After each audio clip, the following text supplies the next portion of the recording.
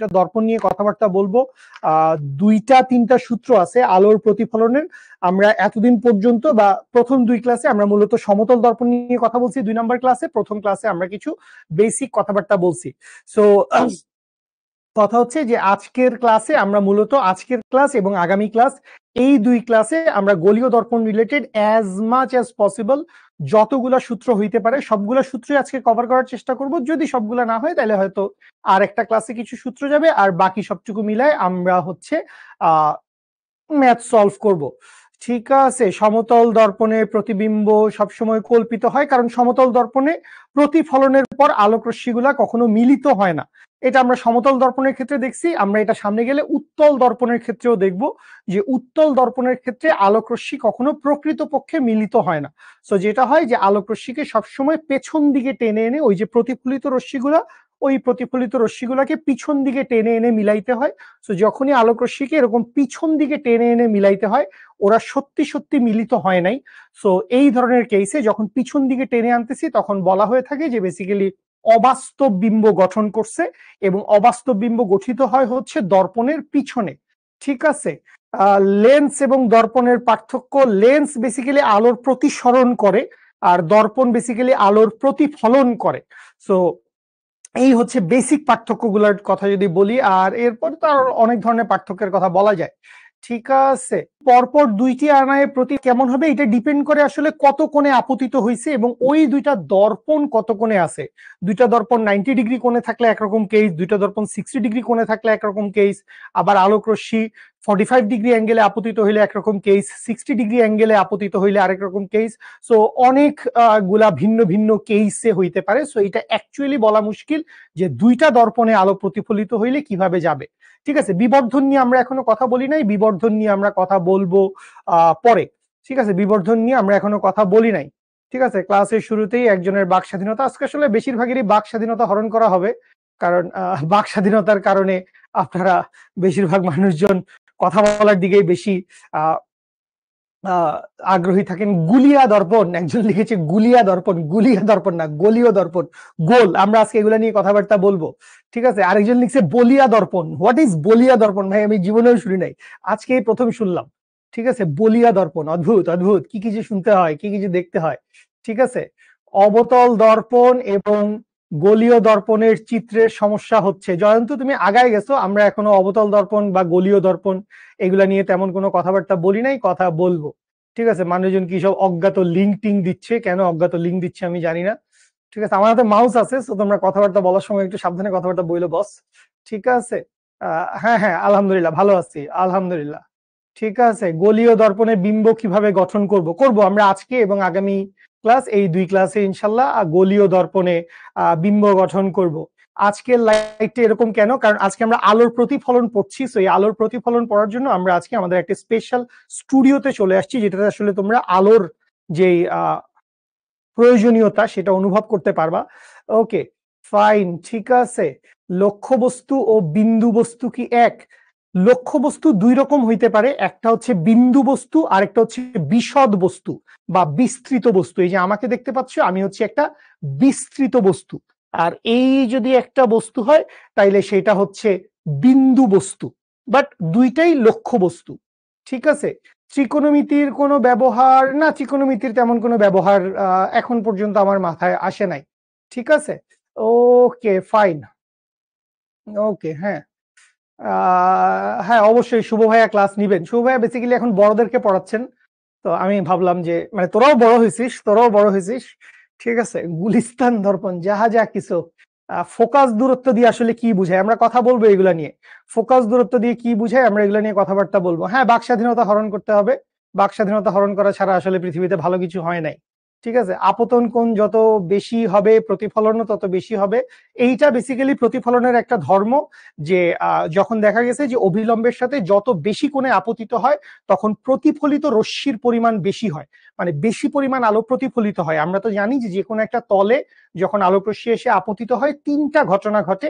একটা হচ্ছে শোষণ, যেটা নিয়ে আমাদের খুব বেশি কাজকর্ম করার নাই, কথাবার্তা বলার নাই। 2 নাম্বার হচ্ছে প্রতিফলন, আর 3 নাম্বার হচ্ছে প্রতিসরণ। সো এইটা বিভিন্ন তলের উপর ডিপেন্ড করে। যেমন স্বচ্ছ কাঁচের উপর প্রায় 96% আলো প্রতিসরিত হয়, 4% আলো প্রতিফলিত হয়। আবার দেখা যায় যে যদি কাঁচের পিছনে আমরা রূপার প্রলেপ লাগাই দিই তাহলে 100% আলোই, অলমোস্ট 100% আলোই প্রতিফলিত হয়। তো দেখা গেছে যে নর্মালি যে কোনো একটা বস্তুর মধ্যে যত বেশি কোণে আপতিত হয় তত বেশি পরিমাণ আলোক রশ্মি প্রতিফলিত হয়। ঠিক আছে, আচ্ছা, ওকে, হ্যাঁ সবার কমেন্ট দেখা যাচ্ছে বস, সবার কমেন্ট দেখা যাচ্ছে। ওকে, আচ্ছা, বিম্ব কিভাবে আয়নায় তৈরি হয়? বিম্ব আয়নায় তৈরি হয় বলতে আয়না থেকে প্রতিফলিত হয়ে বিম্ব তৈরি হয়। যদি আয়নার সামনে তৈরি হয় তাহলে হচ্ছে বাস্তব বিম্ব, আয়নার পিছনে হলে অবাস্তব বিম্ব। n-1 এর সূত্র দিয়ে সব বিবর্তন করা যাবে? হোয়াট ইজ বিবর্তন ভাই? আর n-1, এটা আমি আসলে এভাবে লিখি না, আমি 8 - n দিয়ে লিখি। তো আপনারাও 8 - n লিখলে ভালো। গলীয় মানে গোল, ঠিক আছে, গলীয় মানে গোল। কাদের সাথে আসছি? গলীয় মানে গোল। Okay fine. F equals to R by two, হ্যাঁ আমরা F equals to R by two এর প্রমাণ দেখব। ওকে ফাইন, ঠিক আছে, ধন্যবাদ জাতি। জাতি তোমাদের কাছে অনেক কৃতজ্ঞ, তোমরা জাতিকে অনেক সময় দিয়েছো। লাভ ইউ বাচ্চা লোক, অনেক ভালো আছি, শুকর আলহামদুলিল্লাহ। চলেন আমরা কথাবার্তা বলা শুরু করি। সো ফার্স্ট অফ অল আমরা যেই টপিকটা নিয়ে কথাবার্তা বলবো, বাক স্বাধীনতা নাই, সো লিখেন অ্যাজ মাচ অ্যাজ পসিবল, লিখার চেষ্টা করেন। আমি বাক স্বাধীনতা ফিরাই দিব, তার আগ পর্যন্ত ওয়েট করেন, বাট চেষ্টা করেন অ্যাজ মাচ অ্যাজ পসিবল জিনিসপত্র ভালোভাবে বুঝে নেওয়ার। আমরা খুব ইম্পর্টেন্ট টপিক পড়তেছি এবং এই টপিক থেকেই আমাদের আলোর প্রতিফলনের যা যা কিছু পরীক্ষায় আসার মতো বা মেইন কনসেপচুয়াল জিনিসপত্র এইগুলাই। ওকে, সো ফার্স্ট অফ অল আমরা চলে আসি কার কাছে? আমরা চলে আসি হচ্ছে গোলীয় দর্পণের কাছে। সো গোলীয় দর্পণ মানে কি? সবকিছুর সংজ্ঞা লেখা আছে, আমি সংজ্ঞা দেখাই দিব, বাট এইটা একটু বুঝি। আমি ধরে নিলাম যে কোনো একটা বৃত্ত আছে, সাপোজ আমার কাছে কি আছে, আমার কাছে কোনো একটা বৃত্ত আছে। সো এই যদি বৃত্তটা হয়, আমি ধরে নিলাম আমি দুইটা বৃত্ত আঁকতেছি, ঠিক আছে। আচ্ছা, সো এই বৃত্তটার কোনো একটা অংশ, একটা বৃত্তচাপ আমি কেটে ফেলবো। এই বৃত্তটার ভিতর থেকে একটা বৃত্তচাপ আমি কেটে নিব। সো এই বৃত্তটা থেকে আমি যদি একটা বৃত্তচাপ কেটে নেই, সাপোজ আমি যদি বলি যে আমি এইখান থেকে এই রকম একটা বৃত্তচাপ কেটে নিছি, তোমরা একটু দেখো তারপরে আঁকো, নাইলে দেখা যাবে পুরাটা এঁকে ফেলছো তারপরে ঝামেলায় পড়তেছো। আমি বললাম যে আমি এখান থেকে কি করছি, আমি এখান থেকে এই রকম একটা বৃত্তচাপ কেটে নিছি। তাহলে খেয়াল করো এখানে কি আছে, এখানে একটা বৃত্তচাপ দেখা যাচ্ছে। তো এই বৃত্তচাপটা আসলে কোত্থেকে আসছে? এই বৃত্তচাপটা একটা বৃত্তের অংশ ছিল। এই বৃত্তচাপটা কি ছিল? এই বৃত্তচাপটা একটা বৃত্তের অংশ ছিল। সো যখন কোনো একটা বৃত্ত থেকে আমরা এইরকম একটা বৃত্তচাপের মতো অংশ কেটে নিব, তখন সেটাকে আমরা কি বলবো? স্টিল নাও খেয়াল করো, এইটাকে কিন্তু আমি গোলীয় দর্পণ বলতে পারবো না। এইটা কি আছে এখনো? এইটা জাস্ট এখনো একটা গোলীয় তল আছে। এইটা কি বাবু? এইটা এখনো গোলীয় তল, এইটা এখনো দর্পণ হয় নাই। দর্পণ কখন হবে? যখন এইটার যে কোনো এক পাশে, মনে করি এইটার এই পাশে আমি কি করলাম, এইটার এই পাশে আমি সিলভার দিয়ে বা রূপা দিয়ে বা কোনো কোনো ক্ষেত্রে পারদ দিয়েও এরকম একটা প্রলেপ লাগানো হইতে পারে।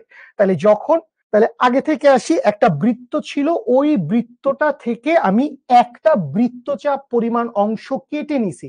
তো যখন এরকম একটা বৃত্তচাপ পরিমাণ অংশ কেটে নিচ্ছি, তখন এই দর্পণটাকে আমরা কি বলতেছি? এই দর্পণটাকে আমি বলতেছি এইটা হচ্ছে একটা গোলীয় দর্পণ। আচ্ছা, তো এখন এখান থেকে আপনি দুইটা বৃত্ত কেন আঁকলেন? বৃত্ত তো একটা আঁকলেই হইতো।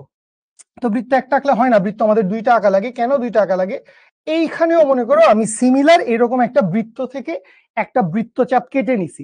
এখন এই যে বৃত্তচাপটা কাটছি, তাহলে খেয়াল করো এইটাকে আমি কি বলতে পারবো? এইটাকে আমি বলতে পারবো, এইটা কি? এইটা হচ্ছে গোলীয় দর্পণ।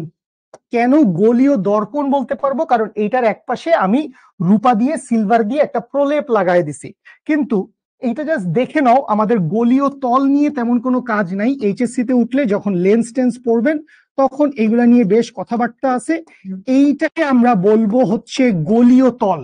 এটা চাইলে খাতার এক কোনায় সাইডে দিয়ে লিখে নিতে পারো। এইটাকে আমরা কি বলবো? এইটাকে আমরা বলবো হচ্ছে গোলীয় তল, স্ফেরিক্যাল সারফেস। এইটা এখনো দর্পণ বা মিরর হয় নাই। কেন দর্পণ বা মিরর হয় নাই? কারণ এটার মধ্যে আমরা এখনো ওই রূপার প্রলেপ বা সিলভারিং এর পাড়াটা লাগাই নাই। যখনই সিলভারিং এর পাড়া লাগাবো, রূপার প্রলেপ দিব, তখনই এটা কি হবে, তখনই এটা দর্পণে পরিণত হবে। আচ্ছা, সো খেয়াল করো, এইখানে আমি দর্পণে পাড়া লাগাইছিলাম বা সিলভারিং করছি, প্রলেপ দিছি। সো এই যে প্রলেপটা দিছি, এই প্রলেপটা কোথায় দিছি? বৃত্তের বাইরের অংশে। প্রলেপটা কোথায় দিছি? প্রলেপটা দিছি বৃত্তের বাইরের অংশে। সো এইখানে গিয়ে বললাম যে এইবার আমি প্রলেপটা বৃত্তের ভিতরের অংশে দিতে চাই। এইবার আমি কি করতে চাই? এইবার আমি প্রলেপটা দিতে চাই হচ্ছে বৃত্তের ভিতরের অংশে। তাইলে এখানে প্রলেপটা কোথায় আছে? এখানে প্রলেপটা আছে হচ্ছে বৃত্তের ভিতরের অংশে, এইখানে প্রলেপটা আছে বৃত্তের বাইরের অংশে।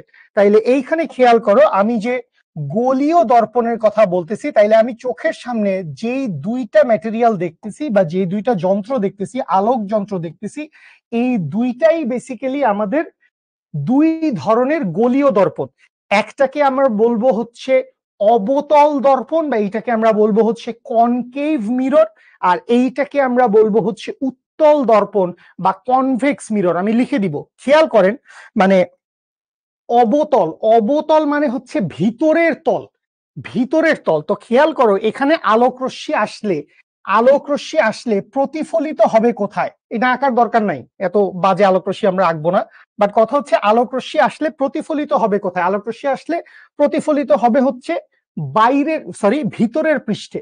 আলোক রশ্মি এখানে আসলে মনে করো এটা এই বরাবর আসছে, এই বরাবর ও প্রতিফলিত হইলো, এই বরাবর গেছে, এই বরাবর প্রতিফলিত হইলো। কিন্তু যদি এইখান থেকে আলোক রশ্মি আসে, তাইলে কিন্তু আলোর কোনো প্রতিফলন হবে না।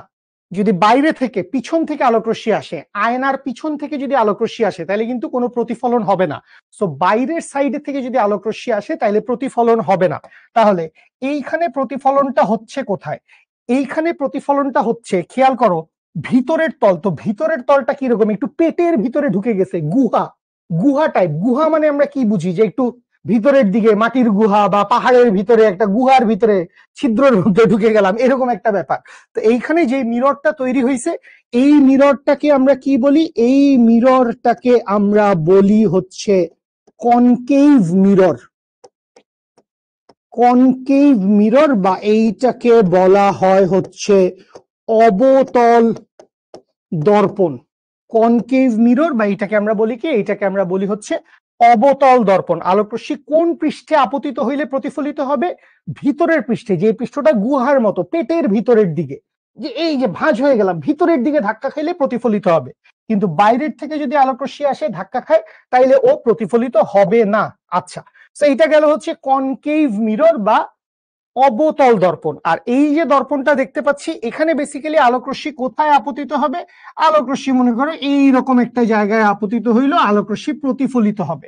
তাহলে আলোক রশ্মি কোথায় আপতিত হচ্ছে? আলোক রশ্মি আপতিত হচ্ছে যেই তলটা বাইরের দিকে উন্মুক্ত, খোলা, বাইরের সাইড, উত্তল দর্পণ। তো এইটাকে আমরা কি বলবো? এইটাকে আমরা বলবো হচ্ছে কনভেক্স মিরর।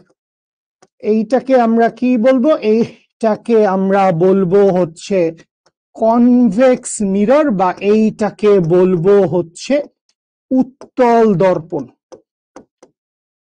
কনভেক্স মিরর বা উত্তল দর্পণ। এই হচ্ছে আমার বেসিক দুই ধরনের দর্পণ আমি দেখছি। তাহলে গোলীয় দর্পণকে আমরা কয় ভাগে ভাগ করতে পারি? গোলীয় দর্পণকে আমরা ভাগ করতে পারি হচ্ছে দুই ভাগে।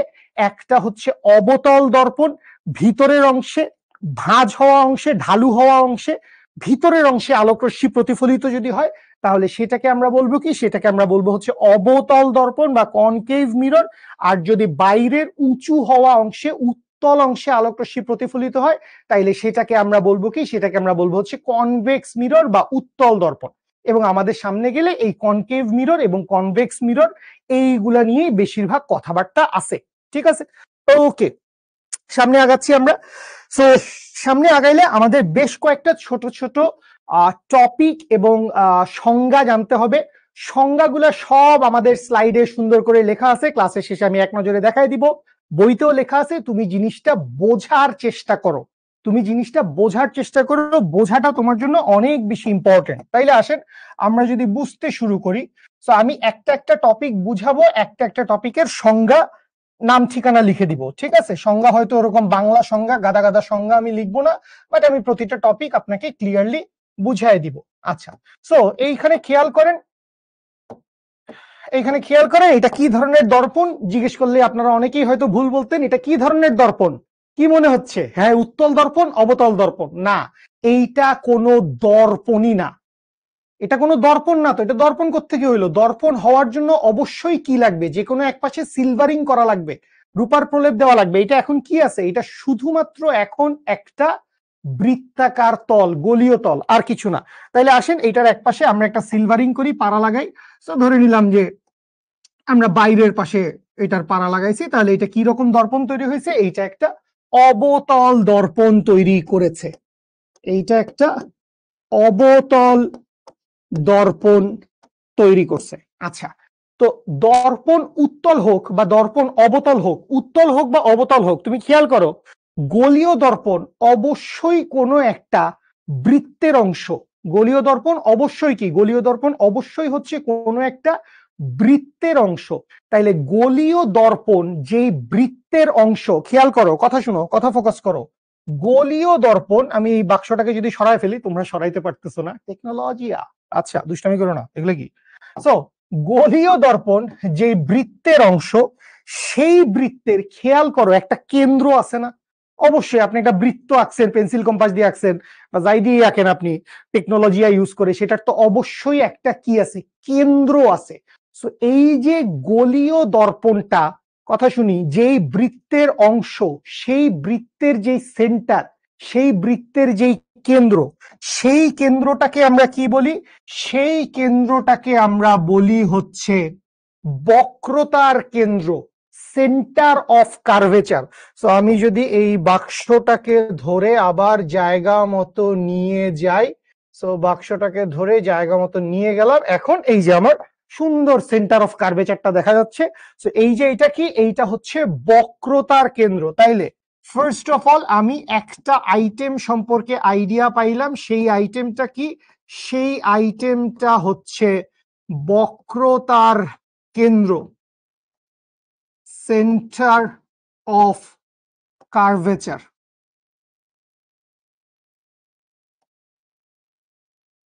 বক্রতার কেন্দ্র। সো বক্রতার কেন্দ্র আমরা কাকে বলতেছি? বক্রতার কেন্দ্র আমরা বলতেছি গলীয় দর্পণটা, সেটা উত্তল হোক অবতল হোক।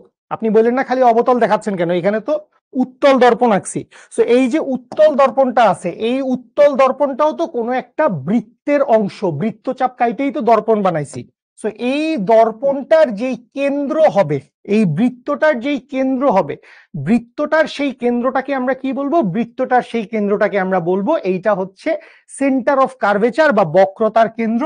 এবং এই যে সেন্টার অফ কার্ভেচার আছে, গ্যাঞ্জাম নাই, এটাকে আমরা সি দিয়ে চিহ্নিত করি। সেন্টার অফ কার্ভেচার কি দিয়ে চিহ্নিত করি? সি দিয়ে চিহ্নিত করি, ঠিক আছে? আচ্ছা, তাহলে এটা গেল হচ্ছে বক্রতার কেন্দ্র, প্রথম কথা ডান। আচ্ছা, 2 নাম্বার কথা হচ্ছে আপনাকে আরেকটা টার্ম সম্পর্কে একটু জানতে হবে। আমি এখানে একটা ছোট্ট ফাঁকা জায়গা রাখতেছি, কারণ এখানে আরেকটা কথা আমি লিখবো। তাইলে 3 নাম্বারে আমি লিখলাম হচ্ছে মেরু, বা এইটাকে আমরা বলি হচ্ছে পোল। মেরু বা পোল। সো দর্পণের মেরু বা দর্পণের পোল বলতে আমরা কি বুঝি?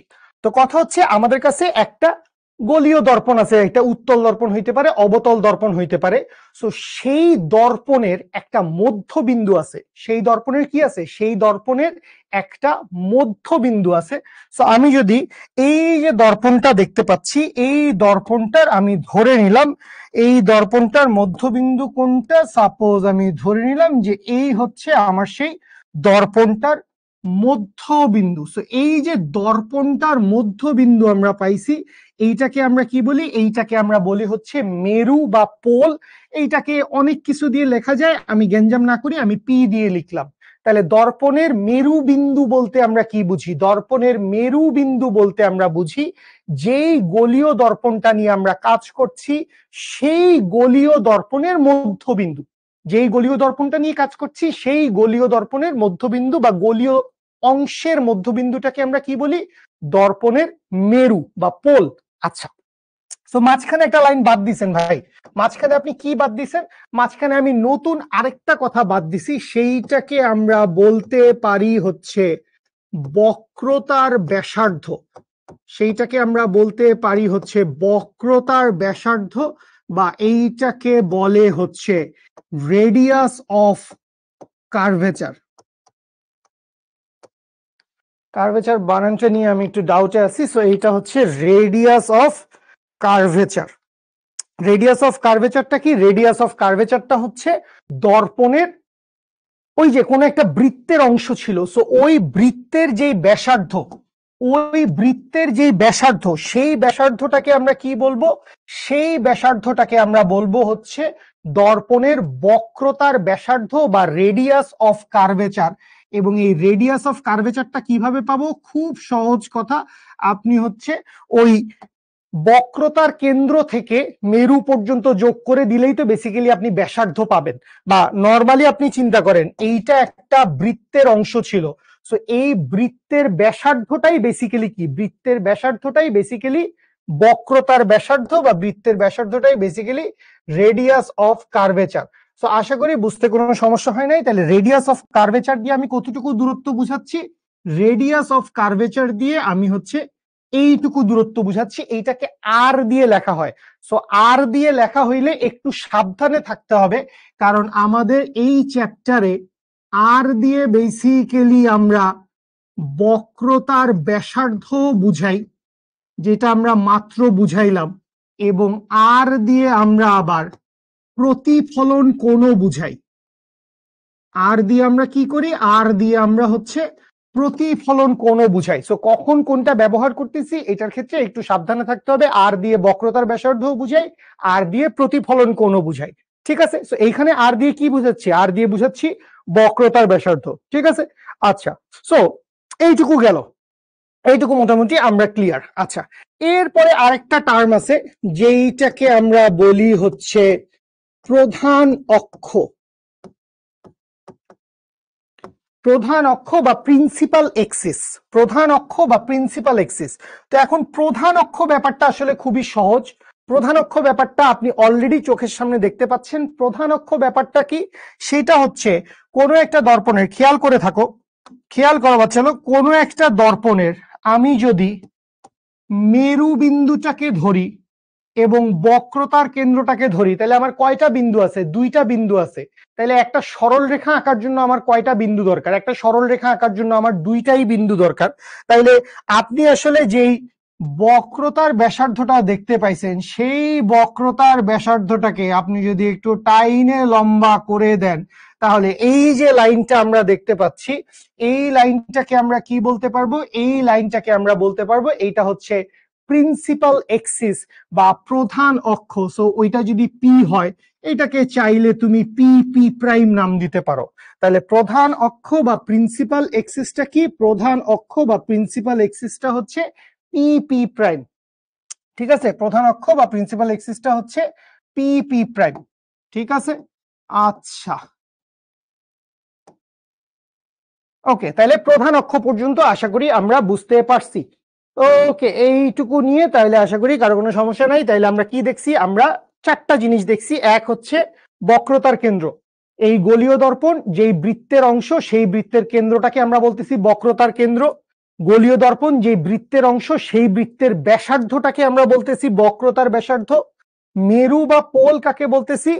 ওই যে গোলীয় দর্পণটা দেখা যাচ্ছে, সেই গোলীয় দর্পণের মধ্যবিন্দু, এই যে গোলীয় তল, এই যে গোলীয় আয়না, এই গোলীয় আয়নার মধ্যবিন্দুটা কি? এই গোলীয় আয়নার মধ্যবিন্দুটা হচ্ছে পোল বা মেরু। আর প্রধান অক্ষটা কি? প্রধান অক্ষটা হচ্ছে এই বক্রতার কেন্দ্র এবং মেরু বিন্দুকে ধরে আমি যদি একটা লম্বা রেখা টান দেই বা একটা সরল রেখা চিন্তা করি, তাহলে সেই সরল রেখাটাকেই বলা হবে কি? সেই সরল রেখাটাকেই বলা হবে প্রিন্সিপাল এক্সিস বা প্রধান অক্ষ। প্রিন্সিপাল এক্সিস বা প্রধান অক্ষ। ঠিক আছে? আচ্ছা, এইটুকু পর্যন্ত পড়ার পর আমাদের আরো দুইটা টার্ম সম্পর্কে একটু জানা লাগবে। সো ওই দুইটা টার্মের দিকে যাওয়ার জন্য আমরা একটু নেক্সট পেজটার দিকে যাচ্ছি। সবগুলো সংজ্ঞা লিখা আছে, তুমি কান্নাকাটি করো না যে সংজ্ঞা লিখে দিলেন না, সংজ্ঞা সব স্লাইডে লিখা আছে, দেখায় দিব। ঠিক আছে? আচ্ছা, সো আমরা যদি একটু নেক্সট স্লাইডে আসি, আমি এই জিনিসপত্রগুলা একটু মুছে দিতে চাই। আমি এই জিনিসপত্রগুলো একটু মুছে দিতে চাই। অবতল দর্পণ এটা থাকুক, এটা বক্রতার ব্যাসার্ধ, এটা আমার দরকার নাই। সো বক্রতার ব্যাসার্ধটাকেও আমি নাই করে দিলাম, উপরে বক্রতার ব্যাসার্ধ আছে, এই সবকিছুকে নাই করে দিলাম। ঠিক আছে? আচ্ছা, সবকিছুকে নাই করে দিছি। ওকে, এখন আজকের ক্লাসের পরবর্তী যে কোনো একটা অংশে গেলে আমরা 4টা আলোক রশ্মিকে স্টাডি করব। এটা আমি একটু কোনা দিয়ে লিখে দেই, তাইলে তোমাদেরও মনে থাকবে যে আমরা বেসিক্যালি 4টা রশ্মিকে নিয়ে কথা বলবো প্লাস 3টা নিয়ম শিখবো। তাইলেই আমাদের আলহামদুলিল্লাহ আলোর প্রতিফলন একদম কাপ কাপ করে ক্লিয়ার হয়ে যাবে। আমি যে কোনো দর্পণের জন্য আমি বিম্ব গঠন করতে পারবো। সো এটা আমরা পরে পড়বো, এখনো সেটা পড়ার জন্য আমরা রেডি না। আমরা কি করব, আমরা 4টা রশ্মি দেখবো, 4টা আলোক রশ্মি এবং 3টা নিয়ম পড়বো। ঠিক আছে? সো ওই যে 4টা রশ্মি এবং 3টা নিয়ম পড়বো, তার মধ্যে একটা নিয়ম নিয়ে একটু কথা বলবো, নাইলে আমরা সামনে আগাইতে পারবো না। সো সেই একটা নিয়ম কি?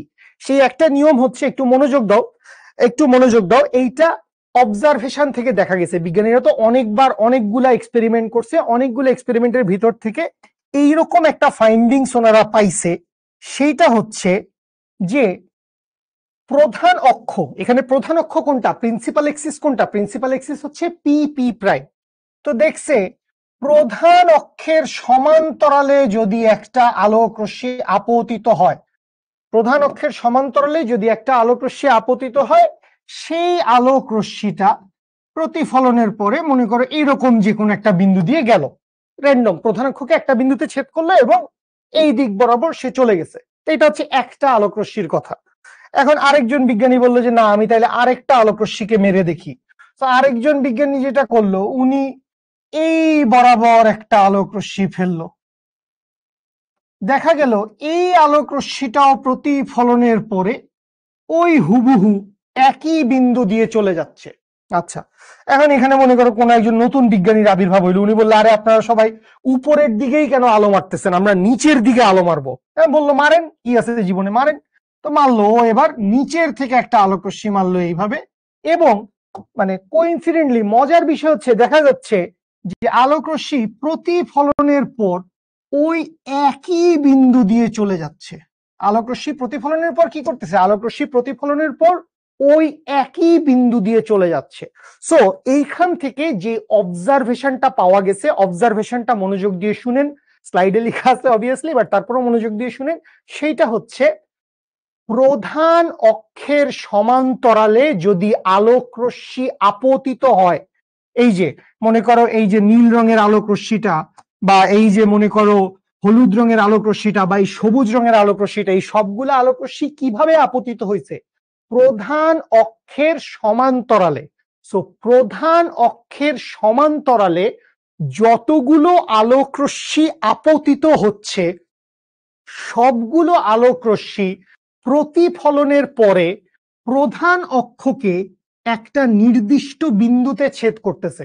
অলওয়েজ, মানে একটা দর্পণের ক্ষেত্রে, একটা নির্দিষ্ট দর্পণের ক্ষেত্রে যতগুলা আলোক রশ্মি প্রধান অক্ষের সমান্তরালে যাচ্ছে, সবগুলা আলোক রশ্মি, সব রঙের আলোক রশ্মি, গোলাপি, হলুদ, সবুজ, সাদা, কালো, লাল, কালো তো হয় না, মানে যে কোনো রঙের আলোক রশ্মি প্রতিফলনের পর সে বারবার একটা নির্দিষ্ট বিন্দুকে অতিক্রম করতেছে প্রধান অক্ষের উপরে, এটা অলওয়েজ।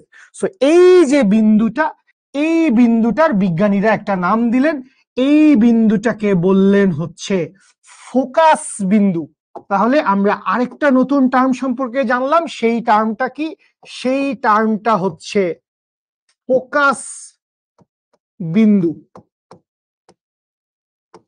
ঠিক আছে, ফোকাস পয়েন্ট, এটাকে হচ্ছে আমরা এফ দিয়ে লিখি। ঠিক আছে, বা ফোকাস লিখলেই চলে, এটাকে আলাদা করে পয়েন্ট টয়েন্ট বলা লাগে না, তাও বলতে পারেন, কোনো সমস্যা নাই। সো ফোকাস বিন্দুটা কি আমি আরেকবার বলে দিচ্ছি, প্রধান অক্ষের সমান্তরালে যখন আলোক রশ্মি আপতিত হয়, তখন প্রতিফলনের পর আলোক রশ্মিগুলো অলওয়েজ প্রধান অক্ষকে একটা নির্দিষ্ট বিন্দুকে ছেদ করে।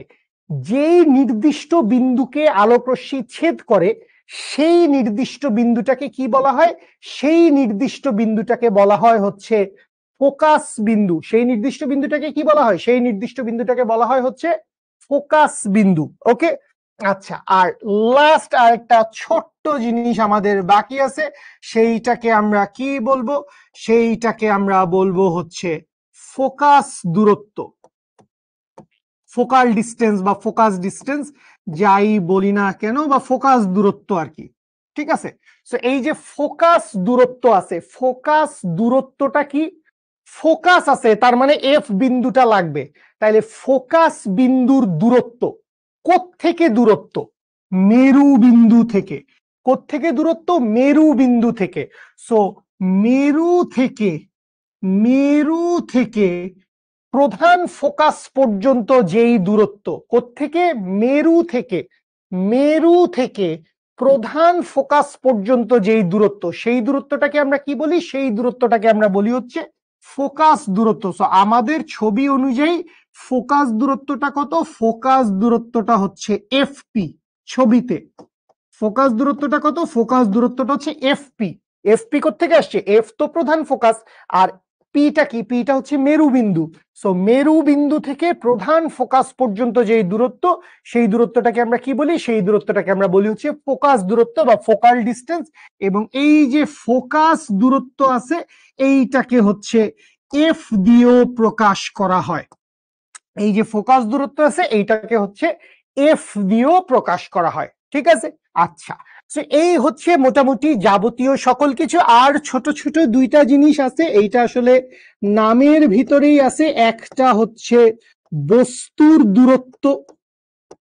তো আমরা অনেকগুলা বস্তু বসাবো, আমরা এখনো বস্তু টস্তু বসানোর দিকে যাচ্ছি না, বাট নর্মাল কথা হচ্ছে যে মেরু বিন্দু থেকে লক্ষ্য বস্তু পর্যন্ত দূরত্ব, মেরু বিন্দু থেকে লক্ষ্য বস্তু পর্যন্তকে দূরত্বকে আমরা বলি হচ্ছে বস্তুর দূরত্ব। বস্তুর দূরত্বকে আমরা ইউ দিয়ে লিখি।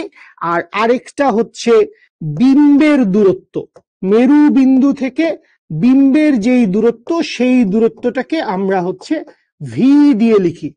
এই হচ্ছে মোটামুটি আমাদের আলো রিলেটেড যতগুলা টার্ম আছে, সেই সবগুলা টার্ম আমরা সবগুলার সংজ্ঞা দেখবো এক ঝলকে। আমি একটু দেখে আসি। বক্রতার কেন্দ্র দেখছি, বক্রতার কেন্দ্র হচ্ছে যেই বৃত্তের অংশ সেই বৃত্তের কেন্দ্র। বক্রতার ব্যাসার্ধ হচ্ছে যেই বৃত্তের অংশ ওই বৃত্তের ব্যাসার্ধ। মেরু হচ্ছে যেই বৃত্তচাপ বা যেই গলীয় দর্পণ ওই গলীয় দর্পণের সেন্টার পয়েন্ট বা মধ্যবিন্দু, মাঝামাঝি বিন্দু। প্রধান অক্ষ, প্রিন্সিপাল এক্সিস। বক্রতার কেন্দ্র এবং মেরুকে ধরে হিঁ বলে একটা লম্বা টান দিলে যেই সরল রেখাটা পাওয়া যাবে সেটা হচ্ছে প্রিন্সিপাল এক্সিস বা প্রধান অক্ষ।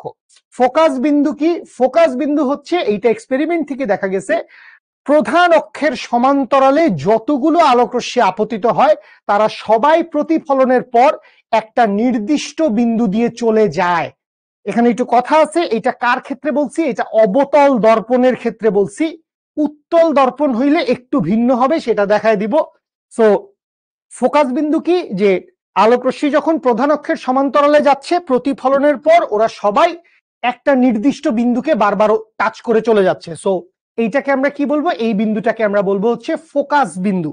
ফোকাস দূরত্ব কি, মেরু থেকে ফোকাস বিন্দু পর্যন্ত দূরত্বকে আমরা বলি হচ্ছে কি ফোকাস দূরত্ব। আর বস্তুর দূরত্ব, বিম্বের দূরত্ব, এটা বস্তু থেকে দর্পণের দূরত্ব, বিম্ব থেকে দর্পণের দূরত্ব, এইটুকুই, ঠিক আছে। আচ্ছা, আর এখানে যেহেতু আমরা ফোকাস বিন্দু নিয়ে একরকম কথাবার্তা বলে ফেলছি, আরেক রকম কথাবার্তা বলি, তারপরে আমরা একটু সামনের দিকে আগাই। এখানে আর এত ঢং করতে পারলাম না, খালি হাতে এঁকে দিলাম। তো এইখানে যেই দর্পণটা দেখা যাচ্ছে, এইটা তোমরা যদি বুদ্ধিমান মানুষ হও তোমরা বুঝবা যে যেহেতু বাইরের অংশ খোলা প্রান্ত, উন্মুক্ত প্রান্ত, তো এইটা বেসিক্যালি কিরকম দর্পণ, এইটা বেসিক্যালি হচ্ছে উত্তল দর্পণ। এটা বেসিক্যালি কি, এটা বেসিক্যালি হচ্ছে উত্তল দর্পণ। তো লাভ কি হইলো, আমার তো সেই পেন্সিল স্কেলের সহায়তা নিতেই হইলো, জীবনটাই লস ভাই, কে বলছিল। আচ্ছা, তো খেয়াল করেন, এইটা যদি একটা গলীয় তল হয় বা দর্পণ হয় তাহলে এটার বক্রতার কেন্দ্র কোথায়, এইটার বক্রতার কেন্দ্র বেসিক্যালি এরকম একটা জায়গায়। তো এইটা বেসিক্যালি কি হবে, এটা হবে ওর সেন্টার অফ কার্ভেচার বা বক্রতার কেন্দ্র। আর প্রধান ফোকাসটা কোথায় থাকবে, প্রধান ফোকাসটা থাকবে হচ্ছে এইখানে। তো আগের বার আমরা কি দেখছিলাম, আগের বার আমরা দেখছিলাম অবতল দর্পণ। সো অবতল দর্পণে কি হচ্ছে, আলোক রশ্মি প্রধান অক্ষের সমান্তরালে আসছে, প্রতিফলনের পর প্রধান ফোকাস দিয়ে গেছে, যেমনি আসুক প্রতিফলনের পর অলওয়েজ প্রধান ফোকাস দিয়ে গেছে। কিন্তু যখন এইটা হয়ে যাবে হচ্ছে একটা উত্তল দর্পণ, এটা কি হয়ে গেছে, এটা একটা উত্তল দর্পণ হয়ে গেছে, তখন আলোক রশ্মি তো প্রধান ফোকাসের দিকে যাবে না, ও কি দর্পণের পেছনে চলে যাবে নাকি? ও যেটা করবে, ও ধাক্কা খেয়ে এই দিকে ফেরত চলে যাবে। ঠিক আছে, ও ধাক্কা মাক্কা খেয়ে কি করবে, ও ধাক্কা মাক্কা খেয়ে এই দিকে ফেরত চলে যাবে। তো এই যে ধাক্কা খেয়ে আলোক রশ্মিটা একদিকে চলে গেছে, উল্টা দিকে চলে গেছে, এরে যদি পিছন দিকে তুমি বর্ধিত করো, এই রশ্মিটাকে তুমি যদি পিছন দিকে বর্ধিত করো, তাইলে মনে হবে এই আলোক রশ্মিটা যেন প্রধান ফোকাস থেকে আসতেছে। বা আমি আরেকটা দেখাই, নিচের দিকে আরেকটা আলোক রশ্মি আঁকি, সরি, মনে করলাম এই এখানে একটা আলোক রশ্মি এসে আপতিত হইলো, তো এটা তো উত্তল দর্পণ, সো তো বেসিক্যালি ধাক্কা দিয়ে নিচে পাঠায় দিবে। তো মনে করো ধাক্কা দিয়ে একে কি করলো, ধাক্কা দিয়ে একে হচ্ছে নিচে পাঠায় দিল। এখন এ তো আর প্রধান ফোকাস থেকে আসতেছে না, তো কি করা লাগবে, একে হচ্ছে টান দিয়ে পিছনে নেওয়া লাগবে। সো যেটা আমরা দেখছিলাম কার ক্ষেত্রে, যেটা আমরা দেখছিলাম হচ্ছে অবতল দর্পণের ক্ষেত্রে। অবতল দর্পণ কোনটা, যেটা মাত্র দেখছি, এই হচ্ছে অবতল দর্পণ। অবতল দর্পণে আলোক রশ্মি প্রধান অক্ষের সমান্তরালে আপতিত হইলে সরাসরি প্রধান ফোকাস দিয়ে চলে যায়, কোনো কাহিনী করা লাগে না। কিন্তু যখন উত্তল দর্পণ হয়, তখন আলোক রশ্মি প্রধান অক্ষের সমান্তরালে এসে আপতিত হইলে এমন ভাবে চলে যায় যেন প্রধান ফোকাস থেকে আসছে, এমন ভাবে চলে যায় যেন প্রধান ফোকাস থেকে আসছে। বা আলটিমেটলি বুঝতে পারছি, প্রধান ফোকাসটা থাকবে অ্যালাইনমেন্টে, প্রধান অক্ষের সমান্তরালে আসলে প্রধান ফোকাস থাকবেই অ্যালাইনমেন্টে, মাস্ট। ঠিক আছে, ওই আমরা কিন্তু অলরেডি এই 4টা রশ্মি আর 3টা নিয়মের মধ্যে একটা রশ্মি একটা নিয়ম দেখে ফেলছি অলরেডি, এক এক গোলে আপনারা আগায় আছেন, চ্যাম্পিয়ন। তো আসেন আমরা এতক্ষণ যা জ্ঞান আহরণ করলাম সবগুলা জ্ঞানের আমরা একটু সংজ্ঞাগুলা দেখে আসি। জাস্ট আমরা সংজ্ঞা দেখবো, কিচ্ছু লেখা লাগবে না, সব স্লাইডে আছে, সুন্দর ক্লাস শেষে নোট করে নেবেন। ঠিক আছে, ক্লাস শেষ হয়ে যাবে আজকে, 10 মিনিটে ক্লাস শেষ হয়ে যাবে, এমনি বলছি। গলীয় আয়না, স্ফেরিক্যাল মিরর, গোলক থেকে কিছু অংশ কেটে বানানো আয়না তৈরি করা হয় বলে একে গলীয় আয়না বলা হয়। কনভেক্স সারফেস, কনকেভ সারফেস, আপনাকে সবকিছু বুঝায় দেওয়া হয়েছে। আচ্ছা, গলীয় আয়নার প্রকারভেদ, কোন পৃষ্ঠের রূপা বা অ্যালুমিনিয়ামের প্রলেপ দেওয়া হবে তার উপর নির্ভর করে গলীয় আয়নাটি অবতল না উত্তল গলীয় আয়না হবে। ওকে, জ্ঞানের কথা।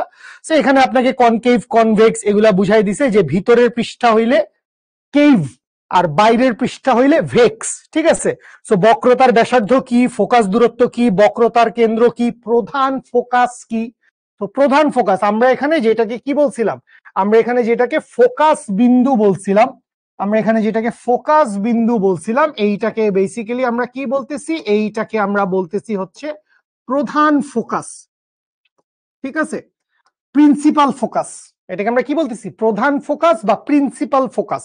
আচ্ছা, তো এরপরে আমরা যদি সামনে যাই, গলীয় দর্পণের মেরু। মেরু আমরা পড়ছি, গলীয় দর্পণের প্রতিফলিত পৃষ্ঠের অবস্থিত বিন্দুটিকে কেন্দ্রে অবস্থিত। আচ্ছা, লাইনটা মিস করছি আমি, গলীয় দর্পণের প্রতিফলিত পৃষ্ঠের কেন্দ্রে অবস্থিত বিন্দুটিকে কি বলা হয়, পোল বা মেরু বলা হয়। তো এই ছবিতে পোল বা মেরু কোনটা, এই ছবিতে পোল বা মেরু হচ্ছে এইটা, এই ছবিতে পোল বা মেরু হচ্ছে এইটা। ঠিক আছে, আচ্ছা, এরপরে কি আছে, বক্রতার কেন্দ্র। গলীয় দর্পণ যে গোলকের অংশ বিশেষ, সেই গোলকের কেন্দ্রকে বক্রতার কেন্দ্র বলা হয়। খুব সিম্পল কথা, উত্তল দর্পণ অবতল দর্পণ উভয়ের জন্যই বক্রতার কেন্দ্র থাকবে, যেই বৃত্ত থেকে কাটছি সেই বৃত্তের কেন্দ্র। আচ্ছা, বক্রতার ব্যাসার্ধ, এটাও আমরা জানি, গলীয় দর্পণ যেই গোলকের অংশ সেই গোলকের ব্যাসার্ধকে ওই দর্পণের বক্রতার ব্যাসার্ধ বলে। আচ্ছা, এরপরে চলে আসি দর্পণের প্রধান অক্ষ।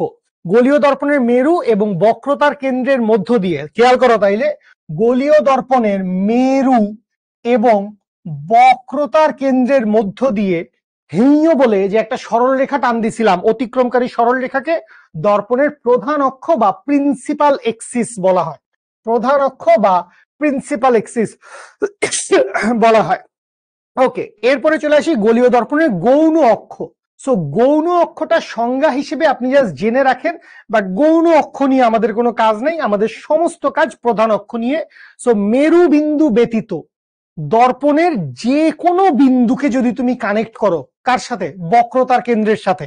মনে করো এই হচ্ছে তোমার একটা দর্পণ তুমি ধরলা, হ্যাঁ, তো এই দর্পণের মধ্যে এইটাই তোমার প্রিন্সিপাল এক্সিস। এইখানে মনে করো কি আছে, এইখানে মনে করো আছে হচ্ছে তোমার রেডিয়াস অফ কার্ভেচার, বক্রতার কেন্দ্র। এখন তুমি বললা যে ভাই আমি এখানে এই বিন্দুটার সাথে অ্যাড করব, হ্যাঁ করেন।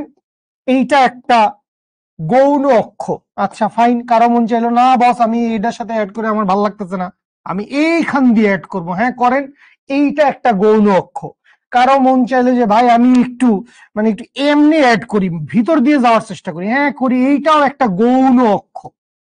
তো এতগুলা গৌণ অক্ষ আমার জেনে লাভ নাই, আমার এতগুলা গৌণ অক্ষের কোনো কাজও নাই, আমার বেসিক্যালি শুধুমাত্র প্রধান অক্ষটা দরকার। ঠিক আছে, জাস্ট সংজ্ঞা হিসেবে আমি জেনে রাখলাম যে গৌণ অক্ষ বলে একটা জিনিস আছে। আচ্ছা, এবারে আসি হচ্ছে প্রধান ফোকাস। প্রধান ফোকাস, সো গোলীয় দর্পণে আপতিত প্রধান অক্ষের নিকটবর্তী, আচ্ছা এটা একটা ইম্পর্টেন্ট কথা, প্রধান অক্ষের নিকটবর্তী, প্রধান অক্ষের অনেক দূরে থাকলে হবে না, এটা আমরা যখন সামনে সূত্রের প্রমাণ দেখবো আমরা আরো ডিটেলসে জিনিসটা ফিল করতে পারবো, বুঝতে পারবো।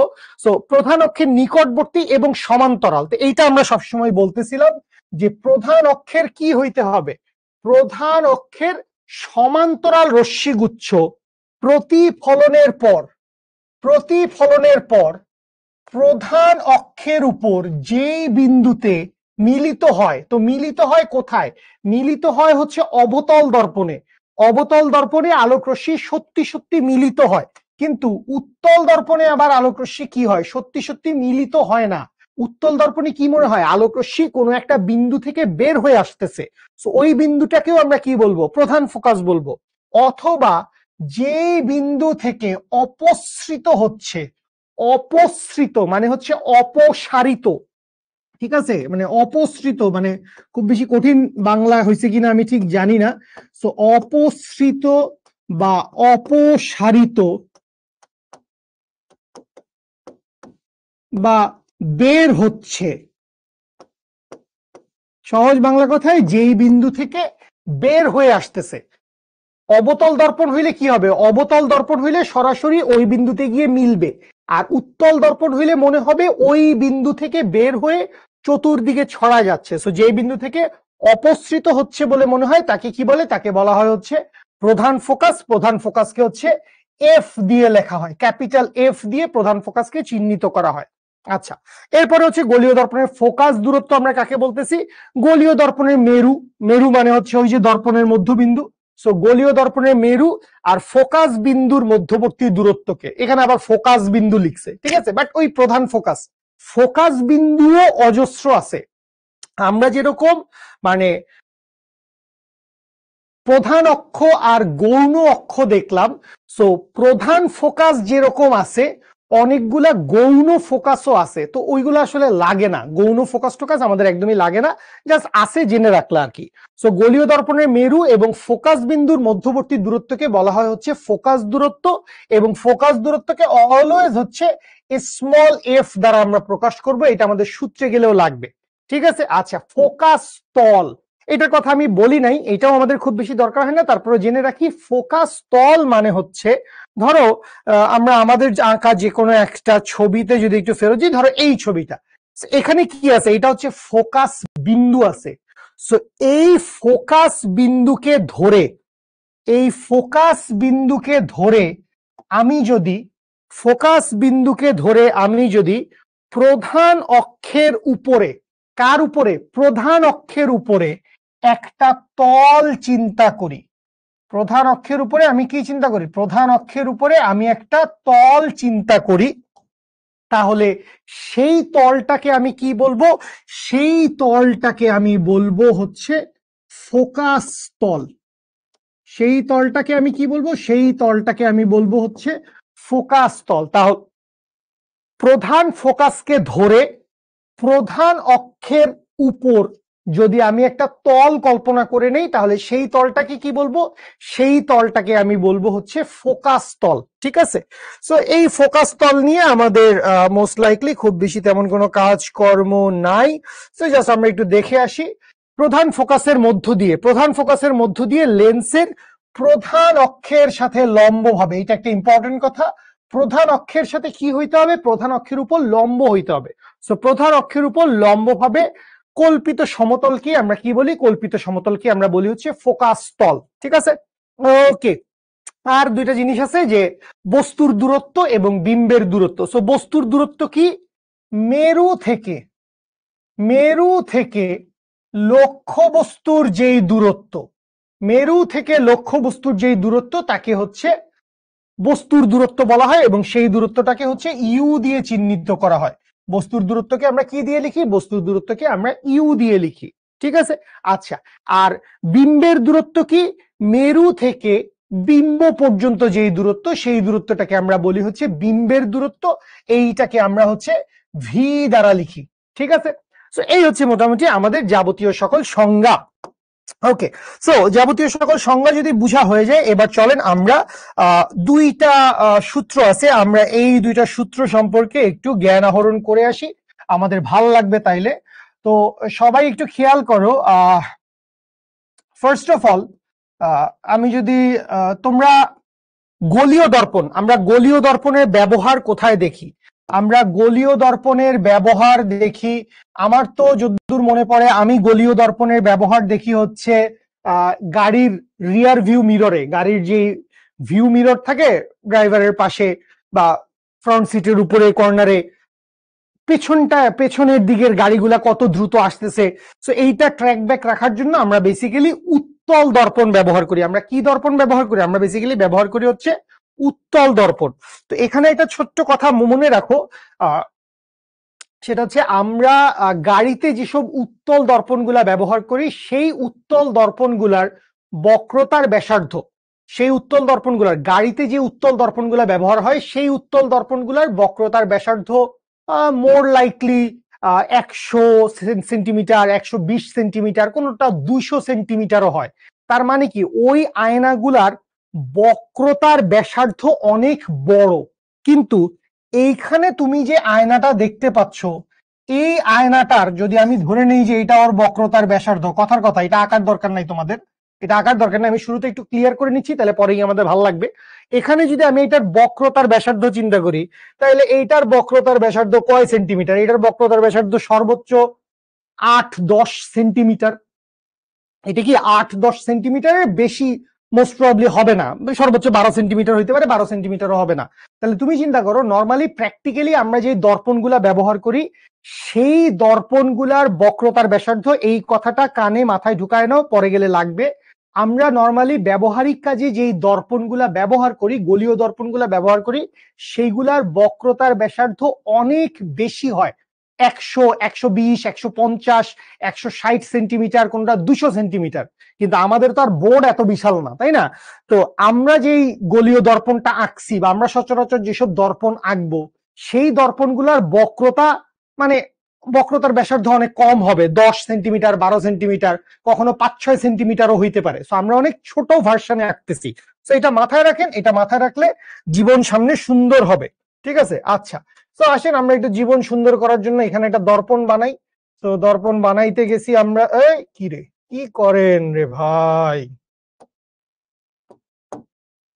ওকে, তো আমরা এখানে একটা অবতল দর্পণ বানাইছি। বেসিক্যালি আমার পছন্দ বেশি অবতল দর্পণ, তোমরা উত্তল দর্পণও বানাইতে পারো।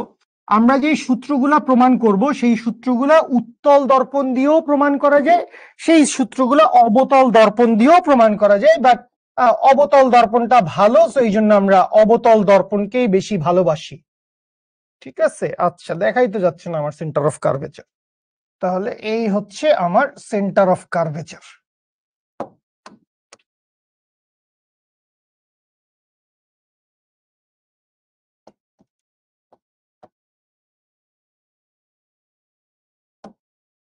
ওকে, তাহলে খেয়াল করেন, আমি ধরে নিলাম যে এইটা হচ্ছে আমার পি পয়েন্ট, এইটা হচ্ছে আমার সি পয়েন্ট, আর এইখানে তো আমার একটা প্রধান ফোকাস দেওয়া লাগে, তাই আমি এখানে একটা প্রধান ফোকাস দিলাম, না দিলে কেমন লাগে, খারাপ লাগে, তো আমরা এখানে একটা প্রধান ফোকাস দিলাম। আচ্ছা, সো আমরা গত ক্লাসে আমরা প্রতিফলনের দুইটা সূত্র পড়ছিলাম, এবং প্রতিফলনের দ্বিতীয় সূত্রটা আমাদের জন্য ইম্পর্টেন্ট ছিল। প্রতিফলনের দ্বিতীয় সূত্র আমাদেরকে কি বলছিল, প্রতিফলনের দ্বিতীয় সূত্র আমাদেরকে বলছিল যে আপতন কোণ এবং প্রতিফলন কোণ সমান হবে, আই ইকুয়ালস টু কি হবে, আই ইকুয়ালস টু আর হবে। আপতন কোণ এবং প্রতিফলন কোণ কি হবে, আপতন কোণ এবং প্রতিফলন কোণ সমান হবে, আশা করি মনে আছে। সো যদি আপতন কোণ আর প্রতিফলন কোণ সমান হয় তো এটা জানলে আমাদের লাভটা কি। আসেন আমরা সেই লাভ ক্ষতির দিকে আগাই। আমি ধরে নিলাম যে এখানে কি হয়েছে, এখানে প্রধান অক্ষের সমান্তরালে একটা আলোক রশ্মি আপতিত হইছে। এই হচ্ছে প্রধান অক্ষের সমান্তরালে আমি মনে করলাম আলোক রশ্মি আপতিত হইল। আচ্ছা, তো এইখানে বেসিক্যালি একটা অভিলম্ব তো থাকা লাগে, তাই না? অভিলম্ব না থাকলে আমরা কিভাবে কি করব? তো আমি ধরে নিলাম যে অভিলম্বটা আসলে কি হবে। অভিলম্বটা তো হচ্ছে এই বৃত্তাকার তলের উপর লম্ব। এই যে বৃত্তাকার তল দেখতে পাচ্ছি, এই বৃত্তাকার তলের উপর লম্ব। তো আমি বক্রতার কেন্দ্র থেকে একটা লম্বা লাইন চিন্তা করলাম, তাহলে এই লাইনটাকে আমি কি বলবো, এই লাইনটাকে আমি বলবো এইটা হচ্ছে নরমাল, বা এই লাইনটাকে আমি বলবো হচ্ছে অভিলম্ব। আচ্ছা, খুব ভালো কথা। তো এখন দেখো আলোক রশ্মি কোনটা, আলোক রশ্মি তো হচ্ছে সবুজ রঙের লাইনটা, এই আলোক রশ্মিটা গিয়ে আপতিত হয়েছে। তাইলে আলোক রশ্মি অভিলম্বের সাথে যেই কোণ তৈরি করছে সেটাকে আমরা কি বলবো, সেটাকে আমরা বলবো ইনসিডেন্ট অ্যাঙ্গেল বা আপতন কোণ, আই দিয়ে চিহ্নিত করছি। এখন আপতিত হওয়ার পর আলোক রশ্মি কি করবে, প্রধান ফোকাস দিয়ে চলে যাবে। কেমনে বুঝছি প্রধান ফোকাস দিয়ে যাবে, কারণ এই আলোক রশ্মিটা, সবুজ রঙের আলোক রশ্মিটা কি করছে, প্রধান অক্ষের সমান্তরালে আসছে। সো প্রধান অক্ষের সমান্তরালে আসলে প্রতিফলিত হওয়ার পর প্রধান ফোকাস দিয়ে চলে যাবে। তাহলে পাঠায় দিয়ে এই ভদ্রলোককে আমি প্রধান ফোকাস দিয়ে, এই ভদ্রলোককে আমি প্রধান ফোকাস দিয়ে পাঠায় দিলাম। তাহলে এইখানে যে অ্যাঙ্গেলটা তৈরি করবে, এই অ্যাঙ্গেলটা কি হবে, এই অ্যাঙ্গেলটা হবে হচ্ছে প্রতিফলন কোণ আর। এই অ্যাঙ্গেলটা কি হবে, এই অ্যাঙ্গেলটা হবে হচ্ছে প্রতিফলন কোণ আর তৈরি হবে। আচ্ছা, তো ওইখানে দুই একটা বিন্দু আমাদের লাগবে। এই বিন্দুটাকে আমি কি নাম দিব, এই বিন্দুটাকে আমি সাপোজ নাম দিলাম, এটা কি, এইটা হচ্ছে কিউ বিন্দু। এটা কি, এটা হচ্ছে কিউ বিন্দু। আচ্ছা, তো এখন খেয়াল করো, আর এইখান থেকে আলোক রশ্মি আসতেছে, তো ধরে নিলাম এইটাকে আমি নাম দিলাম কি, এইটাকে আমি নাম দিলাম হচ্ছে আর। তাহলে আমার আপতিত রশ্মি কোনটা, আপতিত রশ্মি হচ্ছে আর কিউ। এখন খেয়াল করো, আমরা কি দেখতে পাচ্ছি যে আর কিউ এবং আমাদের যে প্রিন্সিপাল এক্সিস সিপি, এই দুইটা সমান্তরাল। সিপি মানে কি, সিপি মানে হচ্ছে প্রিন্সিপাল এক্সিস, প্রধান অক্ষ। আর আর কিউ মানে কি, আর কিউ মানে হচ্ছে আপতিত রশ্মি। তো আমরা তো বলছি যে আলোক রশ্মি কি করছে, আলোক রশ্মি প্রধান অক্ষের সমান্তরালে আপতিত হয়েছে। তো ঠিক আছে, আলোক রশ্মি প্রধান অক্ষের সমান্তরালে আপতিত হয়েছে। এবং এইখানে খেয়াল করো যে এই যে আর কিউ এবং সিপি সমান্তরাল, আমি কি বলতে পারি আমার যে অভিলম্বটা আছে, অভিলম্বটা কি, অভিলম্বটা হচ্ছে সি কিউ। এই সিকিউটাকে আমি কি বলতে পারি, সিকিউটাকে আমি বলতে পারি, সিকিউটা হচ্ছে ওদের ছেদক। সিকিউটা কি, সিকিউটা হচ্ছে ওদের ছেদক। সো সিকিউটা যদি ওদের ছেদক হয়, তাহলে খেয়াল করো আর কিউ এবং সিপি সমান্তরাল এবং সিকিউ হচ্ছে ছেদক। তাহলে এইখানের যে অ্যাঙ্গেলটা আছে, কোন অ্যাঙ্গেলটার কথা বলতেছে ভাই, ভাই হচ্ছে এইখানের এই অ্যাঙ্গেলটার কথা বলতেছে। তো এই অ্যাঙ্গেলটা, এখানকার অ্যাঙ্গেলটা যদি আই হয়, তাইলে এই অ্যাঙ্গেলটাও কি হবে, আই হবে না? বুঝেন কোন অ্যাঙ্গেলটার কথা বলছি আমি, এই যে ভিতরের অ্যাঙ্গেলটা, এই অ্যাঙ্গেলটাকে কি বলছি, এই অ্যাঙ্গেলটাকে আমি আই বলছি। কেন, এটাকে কি বলবো আমরা, বিপ্রতীপ কোণ না একান্তর কোণ? লিখে ফেলো খাতায়। সো খেয়াল করো, এখানে আর কিউ সমান্তরাল সিপি, আর সিকিউটা কি, সিকিউটা হচ্ছে ওদের ছেদক। সো এইখানের অ্যাঙ্গেলটা যদি আই হয়, এইখানের অ্যাঙ্গেলটাও কি হবে, এইখানের অ্যাঙ্গেলটাও আই হবে। সো এই যে ত্রিভুজটা আমি দেখতে পাচ্ছি, এবার আসো আমরা আমাদের কাজের কথায় চলে আসি। এই যে ত্রিভুজটা দেখতে পাচ্ছি, ত্রিভুজ triangle of C Q F, triangle of C Q F এ খেয়াল করো, আই আছে একটা অ্যাঙ্গেল, আর আছে একটা অ্যাঙ্গেল। যেহেতু আই সমান সমান আর, যেহেতু আই এবং আর এই দুটা অ্যাঙ্গেল সমান, সো দুইটা কোণ যদি সমান হয় একই ত্রিভুজের ভিতরে, তাহলে ওই দুইটা কোণের বিপরীত বাহু দুইটাও কি হবে, বিপরীত বাহু দুইটাও সমান হবে। তাহলে আমি বলতে পারবো আর এর বিপরীত বাহু কোনটা, আর এর বিপরীত বাহু হচ্ছে সিএফ।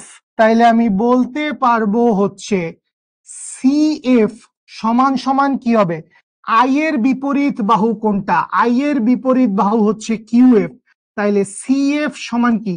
সিএফ সমান কিউএফ বলতে পারি। সিএফ সমান কি? সিএফ সমান হচ্ছে কিউএফ। কোত্থেকে আসছি? এই যে ত্রিভুজটা। আরেকবার একটু দেখাই দিচ্ছি কোন ত্রিভুজটার কথা বলছি ভাইয়া। এই ত্রিভুজটার কথা বলছি, এই যে ত্রিভুজ।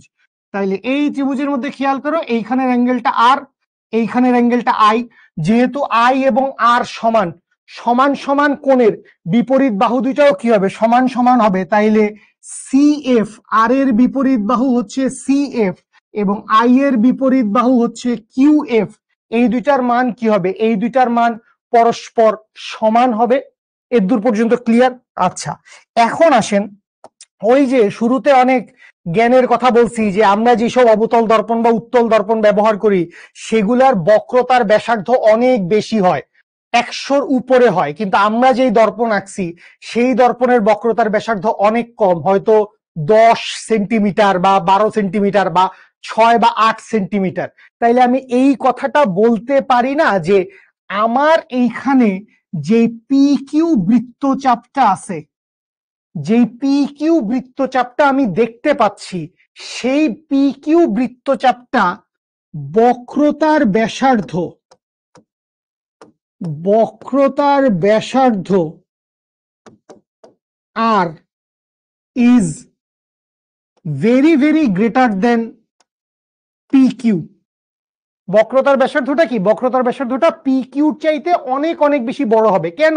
কারণ আমরা হিসাব করতেছি 10-12 সেন্টিমিটার নিয়ে, কিন্তু আমাদের আলটিমেটলি হিসাব, প্র্যাকটিক্যালি আমরা হিসাব করি 100, 120, 140, 150, অনেক বেশি।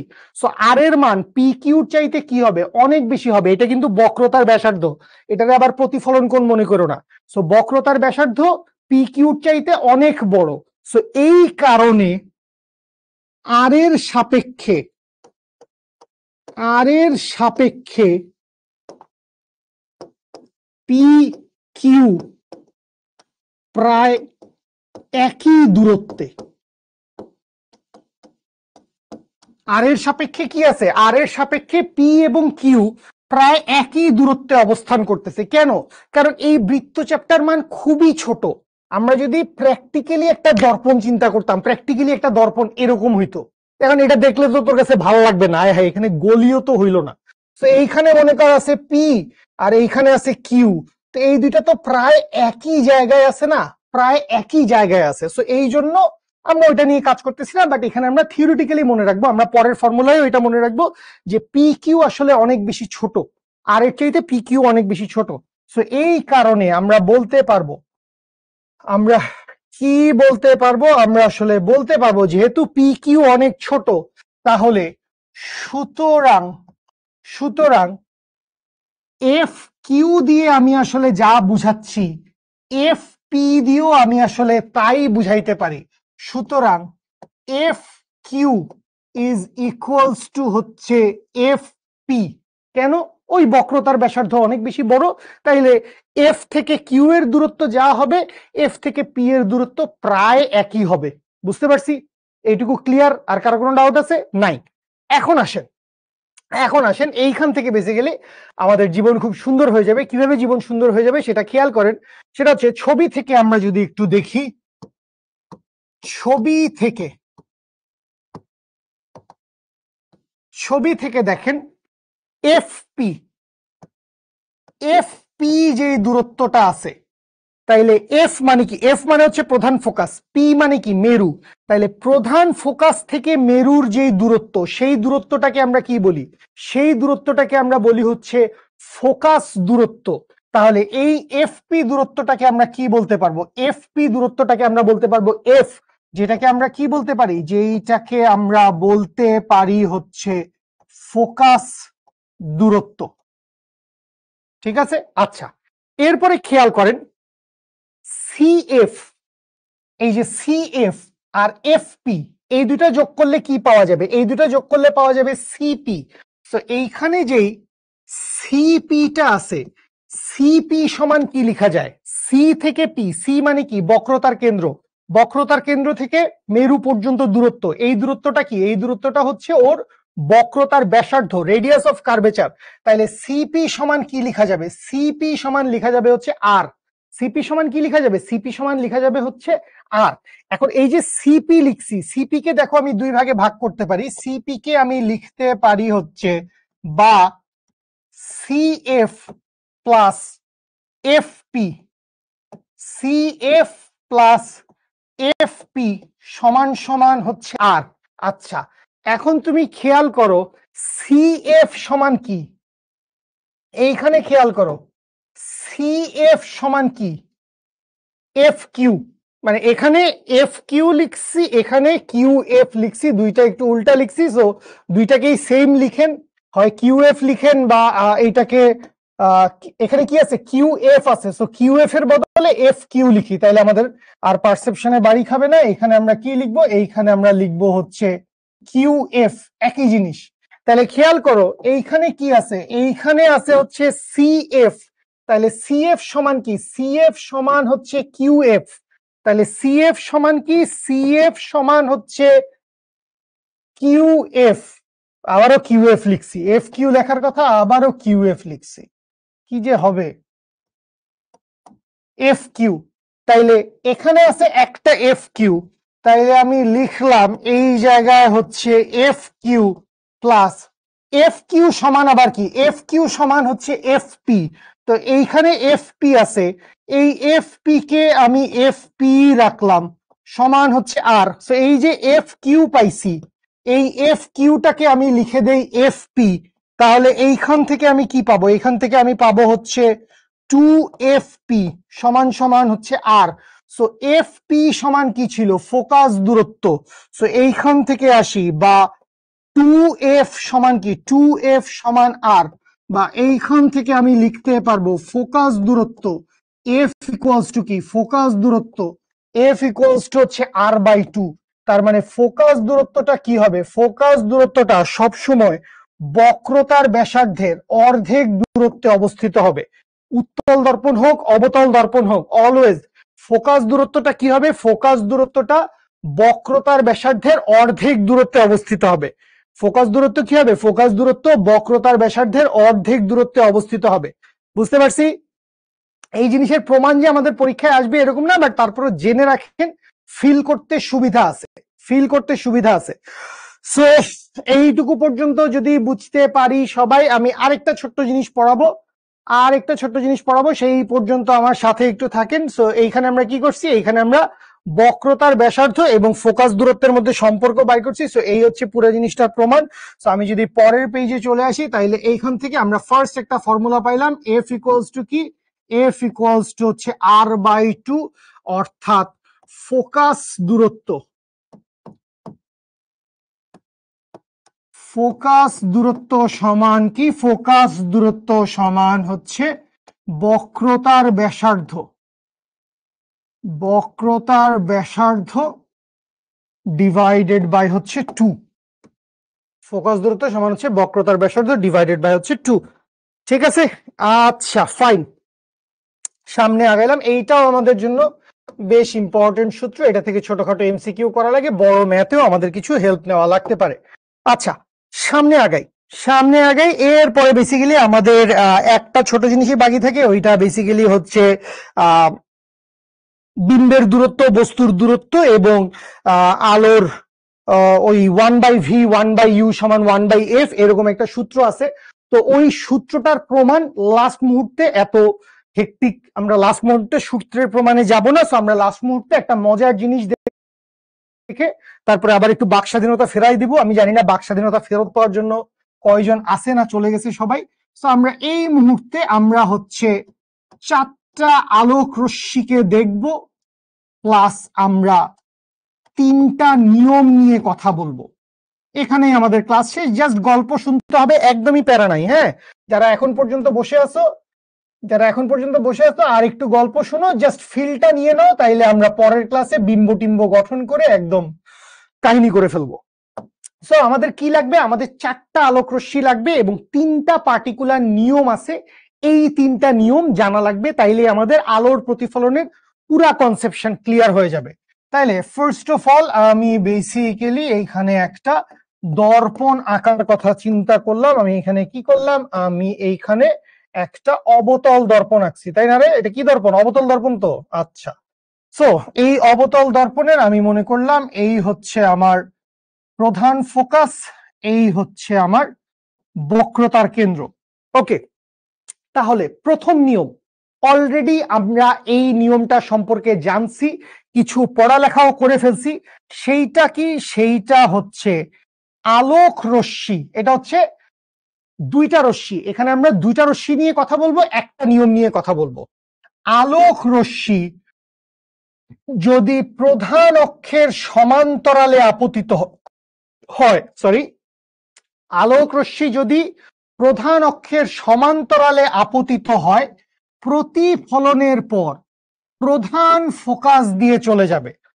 আলোক রশ্মি যদি প্রধান অক্ষের সমান্তরালে আপতিত হয়, তাহলে প্রতিফলনের পর প্রধান ফোকাস দিয়ে চলে যাবে, এবং বাকিটা ভাইস ভার্সা। বাকিটা ভাইস ভার্সা মানে কি? বাকিটা ভাইস ভার্সা মানে হচ্ছে, এইটুকু যদি আমরা বুঝি, তাহলে এইটার একটা কপি বানানো লাগবে, কপি বানায় এই পাশে নিয়ে আসি, তোদেরকে আবার আঁকা লাগবে কষ্ট করে, আমি লিখে দিব। এখনকার কাহিনী হচ্ছে কি, আমরা আলোক রশ্মিগুলোকে উল্টায় দিব। আলোক রশ্মিগুলোকে উল্টায় দিব। তো উল্টায় দিব মানে কি? উল্টায় দিব মানে এখনকার কাহিনী হচ্ছে, যদি প্রধান ফোকাস দিয়ে কোনো আলোক রশ্মি যায়, কি বলছেন ভাই? যদি প্রধান ফোকাস দিয়ে কোনো আলোক রশ্মি যায়, তাহলে প্রতিফলনের পর, বস পোল দেওয়া লাগবে না আজকে, প্রতিফলনের পর সেইটা প্রধান অক্ষের সমান্তরালে চলে যাবে। তাহলে খেয়াল করো, একই কেস, জাস্ট দুইবার আমরা বললাম। একবার কি বলছি? যদি প্রধান অক্ষের সমান্তরালে আপতিত হয়, প্রতিফলনের পর প্রধান ফোকাস দিয়ে যাবে। প্রতিফলনের পর কি হবে? প্রধান ফোকাস দিয়ে যাবে। আর যদি প্রধান ফোকাস দিয়ে আপতিত হয়, তাহলে প্রতিফলনের পর প্রধান অক্ষের সমান্তরালে চলে যাবে। বুঝতে পারছি? তাহলে আপনি দেখেন, আপনি অলরেডি এখানে দুইটা আলোক রশ্মির কথাবার্তা পড়ে ফেলছেন, এবং এখানেই আপনি একটা নিয়ম বা আয়ত্ত করে ফেলছেন, যে একটা আলোক রশ্মি প্রধান অক্ষের সমান্তরালে আসলে প্রধান ফোকাস দিয়ে যাবে, আর প্রধান ফোকাস দিয়ে গেলে প্রধান অক্ষের সমান্তরালে চলে যাবে, ভাইস ভার্সা। ক্লিয়ার? সো দুইটা আলোক রশ্মি আমাদের কাছে ক্লিয়ার। ওকে, সো চলে যাই হচ্ছে নেক্সট পেজে। নেক্সট পেজে চলে আসি, আমাদের কাহিনী প্রায় শেষ ছোট্ট বন্ধুরা, একদম আমাদের ঘুমের টাইম চলে আসছে।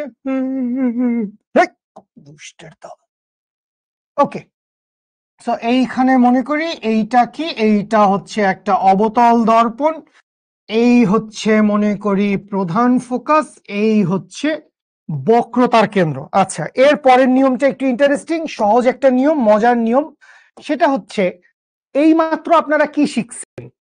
প্রধান অক্ষের সমান্তরালে আসলে প্রধান ফোকাস দিয়ে যাবে, যেখানেই আসুক, উপরে আসুক, নিচে আসুক, কাছে আসুক, দূরে আসুক, মানে বেশি দূরে হইলে হবে না, কাছাকাছি হইতে হবে।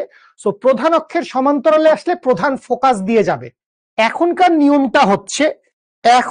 নিয়মটা হচ্ছে, যদি প্রধান অক্ষ বরাবর আলোক রশ্মি আপতিত হয়, খেয়াল করো, আলোক রশ্মি আপতিত হইছে কোন বরাবর? আলোক রশ্মি আপতিত হইছে প্রধান অক্ষ বরাবর। এবং এরকম একটা কথা কে জানি ক্লাসের শুরুতে বলতেছিলা, যে বস, যদি আপতন কোণের মান 0 ডিগ্রি হয়, তাইলে প্রতিফলন কোণের মান কত? অবশ্যই 0 ডিগ্রি। অবশ্যই 0 ডিগ্রি। আপতন কোণ 0 ডিগ্রি হইলে প্রতিফলন কোণ অবশ্যই 0 ডিগ্রি। তাহলে তুমি চিন্তা করো, এইখানে যদি তুমি একটা অভিলম্ব চিন্তা করো, এখানে তুমি একটা অভিলম্ব নর্মাল চিন্তা করতেছো, তো এই নর্মালের উপর আলোক রশ্মি, যদিও এখানে নর্মালের উপর 90 ডিগ্রি কোণে আলোক রশ্মি আপতিত হয়েছে। এখানে আবার কাহিনীটা ভিন্ন। এখানে কাহিনীটা কি? এখানে কাহিনীটা হচ্ছে যে আপতন কোণের মান কত? আপতন কোণের মান 90 ডিগ্রি। তাহলে প্রতিফলন কোণের মান কত? প্রতিফলন কোণের মান হচ্ছে 90 ডিগ্রি। তো আলোক রশ্মি অভিলম্বের উপর লম্বভাবে আপতিত হইলে, বা প্রধান অক্ষ বরাবর আপতিত হইলে, আলোক রশ্মি একই পথেই প্রতিফলিত হবে। তাহলে কি বলছি? প্রধান অক্ষে, আচ্ছা আমি আগের লাইনটা লিখে আসি নাই, এই লাইনটা লিখে দিচ্ছি, আগেরটা একটু পরে যায় লিখবো। আগেরটা একটু পরে যাই লিখবো। তাইলে এই নিয়মটা আমাদেরকে কি বলছে? এই নিয়মটা আমাদেরকে বলছে হচ্ছে এটা হচ্ছে নিয়ম 2। নিয়ম 2, প্রধান অক্ষ বরাবর আলোক রশ্মি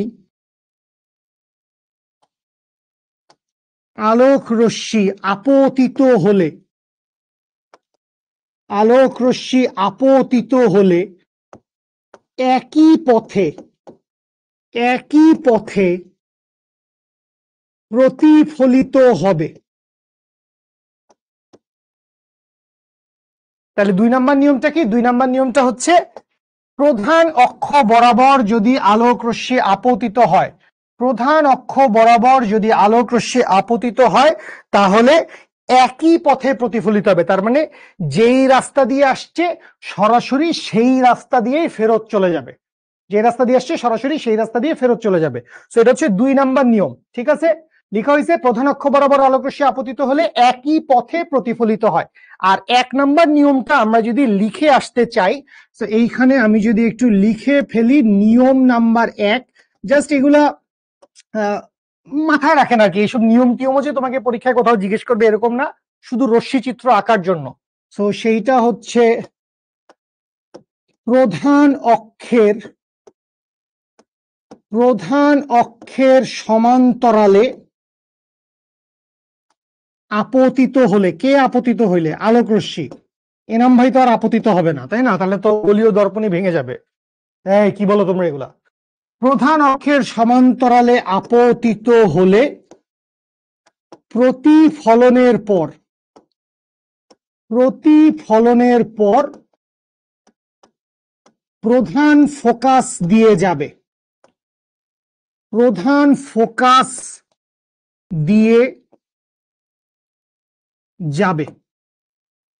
প্রধান অক্ষের সমান্তরালে আপতিত হলে প্রতিফলনের পর প্রধান ফোকাস দিয়ে যাবে। আর বাকিটা কি লিখতে হবে না বাকিটা ভাইস ভার্সা মনে রাখবেন? প্রধান ফোকাস দিয়ে আপতিত হলে এইটুকু লিখে নাও, আর বাকিটা নিজেরা লিখো, আমি বলে দিচ্ছি। তো এখানে কি লেখা আছে? এখানে লেখা আছে হচ্ছে প্রধান অক্ষের সমান্তরালে আপতিত হলে, প্রধান অক্ষের সমান্তরালে, এই যে এইটা, প্রধান অক্ষের সমান্তরালে আপতিত হলে প্রতিফলনের পর প্রধান ফোকাস দিয়ে চলে গেল। আর বাকিটা ভাইস ভার্সা। এখন তুই আবার তোর খাতায় ভাইস ভার্সা লিখে রাখিস না, আমি বলতেছি সেটা লিখ। কি লিখবি? প্রধান ফোকাস দিয়ে আপতিত হলে,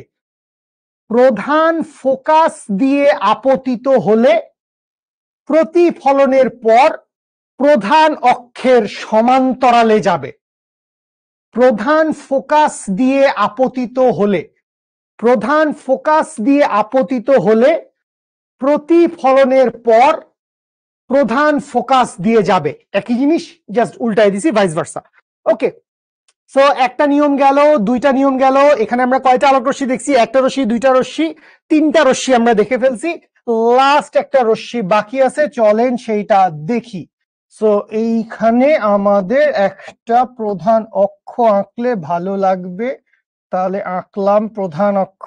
তাহলে এই প্রধান অক্ষের উপর আমি মনে করলাম আমার এখানে একটা অবতল দর্পণ, খুব সুন্দর।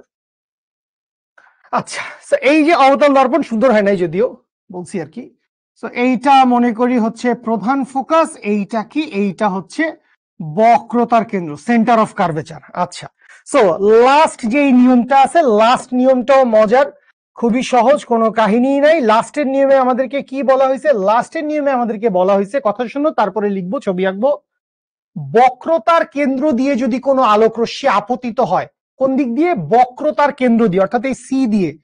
এই বক্রতার কেন্দ্র দিয়ে যদি কোনো আলোক রশ্মি দর্পণে আপতিত হয় তাহলে প্রতিফলনের পর সে একই রাস্তা দিয়ে চলে যাবে। প্রতিফলনের পর সে কি হবে? প্রতিফলনের পর সে একই রাস্তা দিয়ে চলে যাবে। এই হচ্ছে আমার 3 নাম্বার নিয়ম, যে বক্রতার কেন্দ্র দিয়ে যদি আলোক রশ্মি আপতিত হয় তাহলে চলে আসি লাস্ট নিয়মে, নিয়ম নাম্বার 3। নিয়ম নাম্বার 3 আমাদেরকে কি বলছে? নিয়ম নাম্বার 3 বলছে বক্রতার কেন্দ্র দিয়ে, বক্রতার কেন্দ্র দিয়ে আপতিত হলে, কে আপতিত হলে? হিরণময়দা, থুক্কু, আলোকরশ্মি। বক্রতার কেন্দ্র দিয়ে আপতিত হলে বক্রতার কেন্দ্র দিয়েই প্রতিফলিত হবে। বক্রতার কেন্দ্র দিয়েই প্রতিফলিত হবে।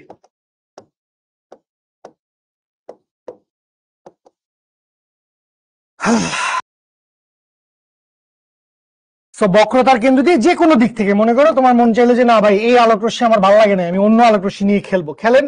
তো মনে করলেন এই বরাবর একটা আলোকরশ্মি বক্রতার কেন্দ্র বরাবর আপতিত হইলো। তো এই যে বক্রতার কেন্দ্র বরাবর আপতিত হইছে, এই মামা কি করবে? এই মামা, মামা না, এই ভদ্রলোক এই আলোকরশ্মি এইটা প্রতিফলনের পর একই পথে ফেরত যাবে। প্রতিফলনের পর সে হচ্ছে একই পথে ফেরত যাবে। ঠিক আছে, বক্রতার কেন্দ্র দিয়ে আলোকরশ্মি আপতিত হইলে সে হচ্ছে একই পথে ফেরত যাবে। ঠিক আছে, তো আমরা যতগুলা কেস দেখলাম সবগুলা দেখছি বেসিক্যালি অবতল দর্পণের জন্য। সো উত্তল দর্পণের ক্ষেত্রে জাস্ট উল্টায় যাবে, যে প্রধান ফোকাস দিয়ে না গেলে মনে হবে প্রধান ফোকাস থেকে অপসারিত হচ্ছে। ঠিক আছে, বা বক্রতার কেন্দ্র দিয়ে গেলে বক্রতার কেন্দ্র দিয়ে অপসারিত হচ্ছে, এইরকম কেসগুলা মনে হবে। তো দেখি কয়জন মানুষজন আছে। আরে 7, 8, 6, কি চমৎকার একটি নাম্বার। তো বলেন, কমেন্ট করেন, গালমন্দ করেন, একটু দেখি। ক্লিয়ার? আলহামদুলিল্লাহ, আলহামদুলিল্লাহ। ওকে, একজন লিখছে কি অবস্থা, কই যাব, কই যাব। আমি ওটা কি অবস্থা জানার জন্য, এই যে আরেকজন লিখছে শেষ করেন, মানে বুঝলাম না, বুঝলাম না, আমার বলে শেষ করেন। ওকে, ওকে, তাহলে এইটুকু পর্যন্ত থাকুক, এইটুকু পর্যন্ত থাকুক। তাহলে আমরা এইটুকু পর্যন্ত পড়ছি বেসিক্যালি, এইটুকু পর্যন্ত পড়া হয়েছে আমাদের, এইটুকু পর্যন্ত আমরা পড়ছি। ওকে, আলহামদুলিল্লাহ। এইটা আমরা ইনশাল্লাহ নেক্সট ক্লাসে এইটা প্রুফ করব। ঠিক আছে, নেক্সট ক্লাসে আমরা এইটা প্রুফ করব। এইটা হচ্ছে আরেকটা সূত্র, এইটা দিয়ে মেইন অঙ্ক টঙ্ক সব করা লাগে। আর এইটাও বেসিক্যালি আরেকটা সূত্র, এইটাও আমরা হচ্ছে নেক্সট ক্লাসেই প্রুফ করব। সো এই জিনিসপত্রগুলো সব আমাদের নেক্সট ক্লাসে আছে। সূত্রগুলো চাইলে একবার দেখে নিতে পারো, কোনো সমস্যা নেই। বাট বাকি যা কিছু আছে এইটুকু পর্যন্ত। আমাদের আজকে তারিখ কত রে? আজকে ঐতিহাসিক 4 আগস্ট। তাহলে 4/08/2025। ওফ ম্যান, গত বছর এই দিনে, আল্লাহ শুকর আলহামদুলিল্লাহ, আল্লাহ আমাদেরকে বাঁচিয়ে রাখছে। হ্যাঁ, কি হয়েছে? ওই পৃষ্ঠার হিজিবিজি এগুলোর কি হেডিং দিবি? কোন পৃষ্ঠার হিজিবিজি এগুলোর? এই যে 4টা রশ্মি 3টা নিয়ম, আর এইটা নাকি এইটা? এটা হচ্ছে বক্রতার ব্যাসার্ধ এবং প্রধান ফোকাসের মধ্যে সম্পর্ক। পি কিউ কিভাবে বক্রতার ব্যাসার্ধ? পি কিউ কোথায় আমি লিখছি বক্রতার ব্যাসার্ধ? আল্লাহ আমাকে মাফ করে দিক। পি কিউ কোথায় আমি বক্রতার ব্যাসার্ধ লিখছি? আমি তো বুঝি নাই। আমি বলছি বক্রতার ব্যাসার্ধ আর পি কিউর চাইতে অনেক অনেক বড়। রাইয়ান, তোমার যদি প্রবলেম থাকে, কারো কোনো প্রবলেম থাকলে জাস্ট স্ক্রিনশট নিয়ে নাও, আমাকে গ্রুপে জিজ্ঞেস করো, বা এখনো জিজ্ঞেস করতে পারো, কোনো সমস্যা নাই। ঠিক আছে, ওকে। সাকিবুর রহমান, একদম মায়ের শুটায় লাভ একটু।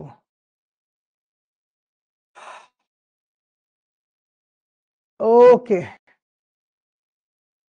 ফোকাস তল। ফোকাস তল মানে হচ্ছে প্রধান ফোকাসের উপর, প্রধান অক্ষের উপর লম্বভাবে, মানে প্রধান ফোকাস যেই বিন্দুটা আছে সেই বিন্দুটাকে ধরে, সেই বিন্দুটাকে ধরে এই যে প্রধান অক্ষ তার উপর লম্বভাবে একটা তল চিন্তা করছি। জিনিসটা খুব সহজ, কেমনে দেখাবো? স্কেল টেস্কেল কিছু আছে নাকি আমার কাছে? এই ভাই, এটা কি রে ভাই, যন্ত্রপাতি কি রে ভাই, এটা কি যন্ত্র, আল্লাহ মালুম। ধর এটা হচ্ছে প্রধান অক্ষ, এটা হচ্ছে প্রিন্সিপাল এক্সিস। আমি চিন্তা করলাম এই যে এইটা হচ্ছে একটা তল। এই যে তল, যদি প্রধান ফোকাসটা এই বিন্দু হয়, তাহলে এই যে তলটা দেখতে পাচ্ছি, এই তলটাকে কি বলবো? এই লাইনটা কি? এই লাইনটা হচ্ছে আমার প্রধান অক্ষ। তাহলে প্রধান অক্ষের উপর লম্বভাবে যেই তল, সেই তলটাকে আমরা কি বলতেছি? সেই তলটাকে আমরা বলতেছি ফোকাস তল। ঠিক আছে? ওকে। প্রস্থ বা ব্যাসার্ধ এগুলা আলোর তরঙ্গ দৈর্ঘ্যের মতো খুব ছোট হয়, খুবই ছোট, ন্যানোমিটার, এটাও না, ন্যানোমিটার।